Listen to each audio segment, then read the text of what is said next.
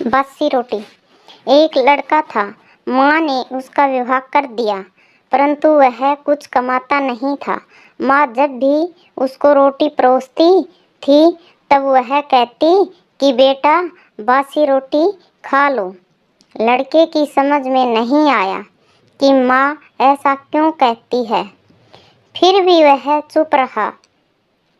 एक दिन माँ किसी काम से बाहर गई तो जाते समय अपनी बहू उस लड़के की स्त्री को कह गई कि जब लड़का आए तो उसको रोटी परोस देना। रोटी परोस कर कह देना कि बासी रोटी खा लो। उसने अपने पति से वैसा ही कह दिया तो वह चिढ़ गया कि माँ तो कहती ही है, यह भी कहना सीख गई। वह अपनी स्त्री से बोला कि बता रोटी बासी कैसे हुई? रोटी भी गरम है, दाल साग भी गरम है, फिर तू बासी रोटी कैसे कहती है? वह बोली कि यह तो आपकी माँ जाने। आपकी माँ ने मेरे को ऐसा कहने के लिए कहा था, इसलिए मैंने कह दिया। वह बोला कि मैं रोटी नहीं खाऊंगा। माँ तो कहती ही थी, तू भी सीख गई। माँ घर आई तो उसने बहू से पूछा कि क्या लड़के ने भोजन कर लिया?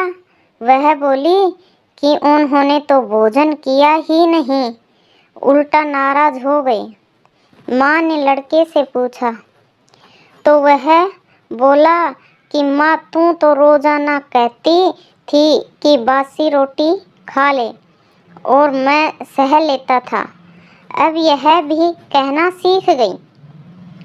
रोटी तो गरम होती हैं, तू बता कि रोटी बासी कैसे हैं? माँ ने पूछा कि बासी रोटी किसको कहते हैं? वह बोला सुबह की बनाई हुई रोटी शाम को बासी होती हैं।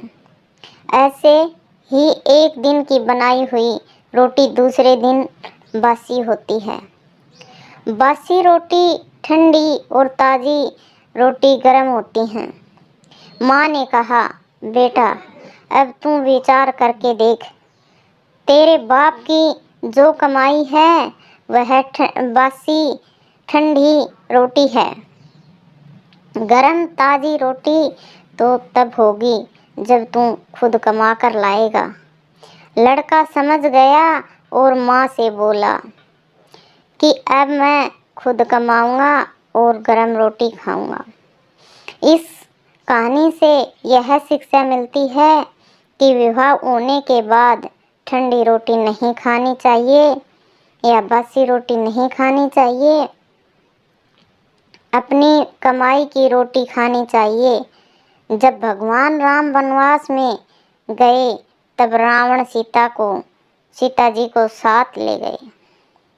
किसी भी रामायण में यह सुनने में नहीं आया कि राम जी ने भरत को समाचार दिया हो कि रावण मेरी स्त्री को ले गया, तुम मेरी सहायता करो।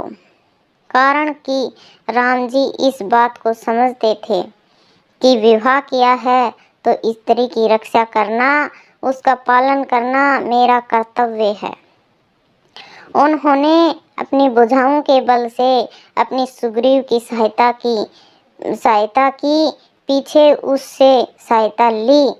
सुग्रीव को राज्य कोष, पुर और नारी ये 4 चीज़ें दिलाकर अपनी एक स्त्री के लिए सहायता ली। इसलिए विवाह तभी करना चाहिए जब स्त्री का और बच्चों का पालन पोषण करने की ताकत हो। यह ताकत न हो तो विवाह नहीं करना चाहिए। धन्यवाद।